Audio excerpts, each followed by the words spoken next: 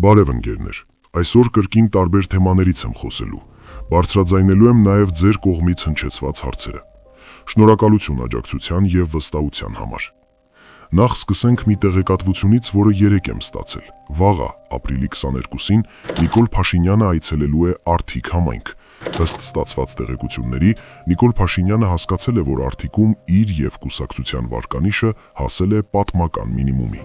Ցանկանում է գնալ և PR ակցիա իրականացնել։ Ըստ ստացված տեղեկությունների, այցելելու է որոշ մանկապարտեզներ և Արթիկում գործող ջերմոցային տնտեսություններից մեկը։ Ընկերներ, ինչպես միշտ, Նիկոլ Փաշինյանի այցից առաջ պետք է խոսենք տվյալ մարզում տիրող իրավիճակից, դրանով որոշ չինովնիկների դնելով վատ դրության մեջ։ Բազմաթիվ նամակներ եմ ստացել Արթիկից, հարակից գյուղերից։ Չէի ցանկանա կրկին Արթիկից խոսել, սակայն իրադարձությունների զարգացման ֆոնին չեմ կարող թեթև անդրադարձ չկատարել։ Բազմիցս նշել եմ, որ Արթիկում կա լուրջ խնդիրներ, կա թալան և կա ապօրինությունների հսկայական շղթա։ Բայց քանի որ վաղը Նիկոլ Փաշինյանը այցելելու է Արթիկ, փոքրիկ անակնկալ մատուցենք միասին։ Ըստ ստացված տեղեկությունների, Արթիկում падգամավորի թեկնածուների մասով կա լուրջ խնդիր։ Իշխող կուսակցությունը կրկին չունի անցողիկ շեմում գտնվող թեկնածու։ Թեկնածուներից մեկը Արթիկի հիվանդանոցի տնօրենն է, եթե չեմ սխալվում, Բոբիկ Մարտիրոսյանը, որի մասին առաջիկայում առանձին թողարկում կանեմ, քանի որ ահագին հետաքրքիր փաստեր են ի հայտ եկել։ Ընդդիմությունը մի քանի թեկնածուներով է պայքարելու։ Ըստ տեղեկության, Տաշիր Սամվելի թիմով առաջադրվելու է Արթիկի փոխքաղաքապետ Արման Աջամողլյանի քավորը, ում ըստ տեղեկությունների սատարելու է նաև Արթիկի քաղաքապետարանի աշխատակազմի ղեկավարի որդին։ Առաջադրվել է և ևս մեկ անձ, ընդդիմադիրների ցույցերից աչքի ընկած Հովհաննես Եգանյանը, ով հսկայական ձայներ ունի։ Իդեպ վերջինս արմատներով Հարիչ գյուղից է, որտեղ Անանիկ Ոսկանյանը վարչական ղեկավար է փոխել, որպեսզի կարողանա փոքր-ինչ կոտրել թեկնածուի ձայները։ Արման Բաբաջանյանի կուսակցությամբ էլ առաջադրվել է Արթիկի ավագանում մեկ այլ ընդդիմադիր անդամ Հովհաննես Սահակյանը, ով ևս մեծ հարգանք է վայելում համայնքում։ Ամենահետաքրքիրը Արամ Սարգսյանի կուսակցությամբ առաջադրված անձն է, ով նաև հանդիսանում է դպրոցի տնօրեն և բիզնեսմեն։ Ասում են, որ հիվանդանոցի տենդերները ինքն է միշտ հաղթում։ Ապրելու երկիր կուսակցության թեկնածուն էլ Արթիկի ավագանում մեկ այլ ընդդիմադիր անդամ Արտուր Աստոյանն է։ Ընկերներ, մոտավոր ներկայացրեցի թեկնածուներին, հիմա ամենակարևորի մասին։ Սա վկայում է այն մասին, որ Արթիկում իշխանական կուսակցությունը գրեթե պարտության եզրին է, և Նիկոլ Փաշինյանը դա հասկանալով փորձում է դրությունը մի փոքր կարգավորել, քանի որ թվարկածս թեկնածուները, բացառությամբ Բոբիկ Մարտիրոսյանի, ունեն լուրջ ռեսուրսներ ընտրություններում ՔՊ-ին հաղթելու համար։ Իհարկե չի կարողանա, քանի որ Արթիկցին պարզ գիտակցում է, որ իր համայնքում որևէ փոփոխություն չի եղել և թալանի տեմպերը գնալով աճում են։ Չէի կարող խոսել Արթիկից և չդիմեի համայնքապետ Անանիկ Ոսկանյանին։ Պարոն Ոսկանյան, ինչպե՞ս եք։ Ձեր ազգական Սամվելը ինչպե՞ս է։ Էլ ավտոմեքենաներ ուղարկում է։ Օրինակ սա ինչ արեցիք։ Վաճառել եք, թե դեռ ձեր որդին վարում է այն։ Իդեպ ցավում եմ տեղի ունեցած հերթական ավտոպատահարի համար, որի մեջ հայտնվել է ձեր կինը և որդին։ Սա առանց սարկազմի ընդունեք։ Իսկ ձեր եղբայրը ինչպե՞ս է։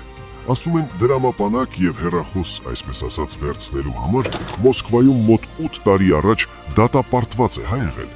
Նա ևս չի կարող Ռուսաստան մեկնել, թե արդեն դեպորտի ժամկետը բացվել է։ Պարոն Անանիկ Ոսկանյան, գիտեք ինչու եմ ձեզ այդքան շատ անդրադառնում։ Ասեմ, դուք իհարկե իմ հորեղբոր որդին չեք, որ անդրադառնամ։ Հիշում եք ձեր եղբոր հայհոյանքը որդեկորույս տիկնոջը։ Այ դրա համար, որ նա այդքան տղամարդկություն չունեցավ, որ ստոր արարքից հետո ներողություն խնդրեր։ Բայց ամեն դեպքում, եթե կամենում եք քիչ խոսել ձեր մասին, ապա հիմա ձեր եղբայրը պետք է հրապարակային ներողություն խնդրի։ Պարոն Անանիկ Ոսկանյան, ասում են ծանր կացության մեջ եք հայտնվելու առաջիկայում։ Միգուցե ձեր խղճի հանգստության համար ձեր եղբորը հորդորեք ներողություն խնդրի։ Ընկերներ, հիմա անցնում ենք ճանապարհային ոստիկանություն դատական ակտերի հարկադիր կատարման ծառայության մի ապօրինության մասին խոսելուն։ Այսպես, ըստ ստացված տեղեկության, հարկադիրը ապօրինի բռնագանձել է Հայաստանի Հանրապետության քաղաքացու մեքենան, ապա այն վաճառել։ Ներքին գործերի նախարարությունն էլ քաղաքացուն տեղեկացրել է, որ իբր ինքը Ռուսաստանից բերված մեքենայով բազմաթիվ խախտումներ է արել, ինչի արդյունքում առաջացած պարտքի դիմաց բռնագանձվել է մեքենան, բայց խնդիրը կայանում է նրանում, որ քաղաքացի Դավիթ Ծաղիկյանը գրեթե 2 տարի է զրկված է եղել վարորդական իրավունքից, հետևաբար չէր կարող Ռուսաստանից մեքենա վարելով գա Հայաստան եւ հանգիստ վարեր։ Ներքին գործերի նախարար Արփին Սարգսյան, հույս ունեմ տեսանյութից հետո շատ արագ կլուծեք քաղաքացու խնդիրը, քանի որ նման ապօրինությունը պետք է վերջ տրվի։ Ցանկանում եմ խոսել նաեւ մի քանի այլ դեպքերի մասին։ Ըստ ստացված տեղեկությունների, մի ամիս առաջ Դիլիջանի Որց համայնքապետ Դավիթ Սարգսյանը աշխատանքից ազատել է Դիլիջանի թիվ 6 մանկապարտեզի տնօրենին։ Ըստ խոսակցությունների, ազատել է, քանի որ մանկապարտեզի տնօրենը չի ցանկացել ձայներ ապահովել ՔՊ-ի համար։ Հույս ունեմ, Դավիթ Սարգսյանը այնքան արիություն կգտնի իր մեջ եւ վերջ կտա ապօրինի գործելակերպին։ Ընկերներ, Էմմա Պալյանի մասին տեսանյութից հետո կրկին բազմաթիվ տեղեկություններ եմ ստացել տվյալ падգամավորի գործունեության մասին։ Ըստ տեղեկությունների, Էմմա Պալյանը թիվ 30 ընտրատարածքում, որը ներառում է Աշոտսկ եւ Ախուրյանը, հանձնաժողովի անդամ է գրանցել տվել ամուսնու հորեղբոր աղջկան։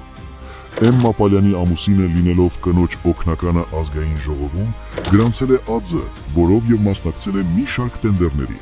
մեկ անձից գնման ընթացակարգով եւ ահագին գումար աշխատել։ Ընկերներ, սա վկայում է նրա մասին, որ Շիրակի մարզում խայտառակ վիճակ է։ Չկա որևէ կառույց, որը իր ֆունկցիան կկատարի։ Ստացել եմ բազմաթիվ նամակներ նաև այն մասին, որ Շիրակի փոխմարզպետ Արտուշ Հովհաննիսյանը մի շարք ապօրինի գործողություններում է թաթախված։ Պարոն Դավիթ Արուշանյան, վստահ եմ, որ դիտելու եք տեսանյութը։ Խնդրում եմ պատասխանել։ Առափի դպրոցի տնօրենը ինչ սկզբունքներով է նշանակվել։ Ինչ կապ կա այդ անձի եւ ձեր տեղակալի միջև։ Պարոն մարզպետ, հերիք է անգործություն ցուցաբերեք։ Ձեր մարզում խայտառակ վիճակ է։